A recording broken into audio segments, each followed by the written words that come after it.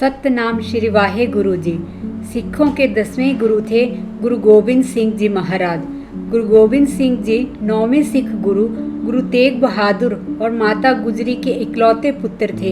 इनका जन्म पटना बिहार में 22 दिसंबर 1666 को हुआ। इनका बचपन का नाम गोविंद दास था। जहां इन्होंने बचपन के 4 साल बिताए, उस स्थान को अब तख्त श्री पटना हरिमंदिर साहब के नाम से जाना जाता है। 1670 में इनका परिवार पंजाब लौट आया।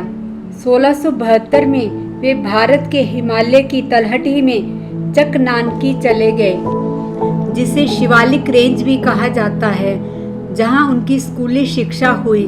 गुरु गोविंद सिंह जी की शिक्षा उनके 10वें गुरु बनने के बाद भी जारी रही, जिसमें पढ़ना लिखना, घुड़सवारी, तीरंदाजी जैसे मार्शल आर्ट भी शामिल था।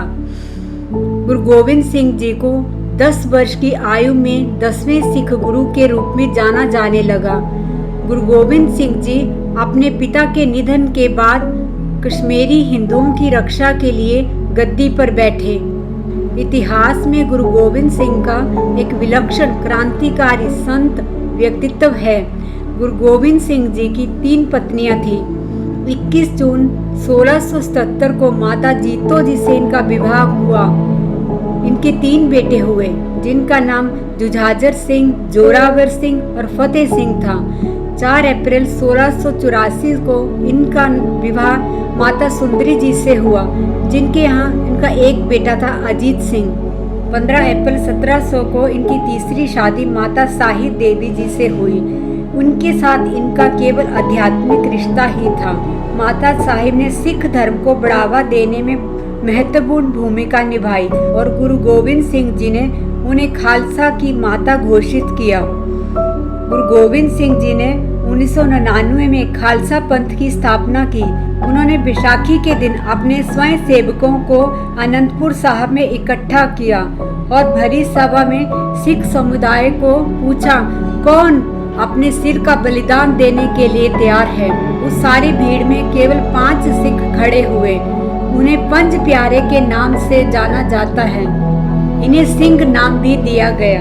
गुरु गोविंद सिंह जी ने खालसा की 5 क की परंपरा शुरू की। 5 क यानी केश, कंघा, कड़ा, कृपाण और कच्छा। गुरु गोविंद सिंह जी को सिख परंपरा में गुरु ग्रंथ साहिब को अंतिम रूप देने का श्रेय भी जाता है। खालसा पंथ की स्थापना के बाद गुरु गोविंद सिंह और उनके शिष्य योद्धाओं ने मुगल सेनाओं के खिलाफ 14 लड़ाइयां लड़ी।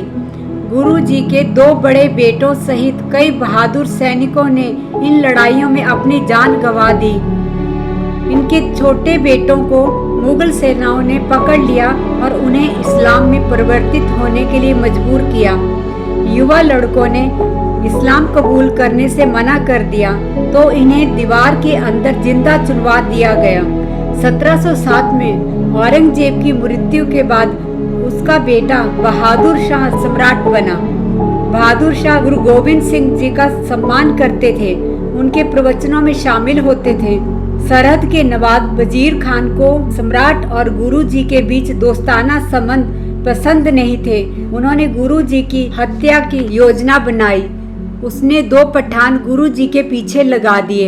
इन पठानों ने गुरु जी को धोखे से वार किया, जिससे 7 अक्टूबर 1708 में गुरु जी नांदेड़ साहिब में दिव्य ज्योत में लीन हो गए। अंत समय में उन्होंने सिखों को गुरु ग्रंथ साहिब को अपना गुरु मानने के लिए कहा। वह खुद भी माथा टेका। गुरु ग्रंथ साहिब को गुरु का दर्जा देते हुए उसका श्रेय भी प्रभु को देते हुए कहते हैं, आज्ञा भई अकाल की तभी चलायो पंथ, सब सिखन को हुक्म है गुरु मान्यो ग्रंथ। गुरु गोविंद साहब जी का जन्मदिन हर साल प्रकाश उत्सव के रूप में काफी जोश और हर्ष के साथ मनाया जाता है। तो दोस्तों, ये था गुरु गोविंद सिंह जी का जीवन दर्शन। वीडियो अगर पसंद आए तो लाइक, शेयर, सब्सक्राइब जरूर करें और अपनी राय कमेंट सेक्शन में देना ना भूलें।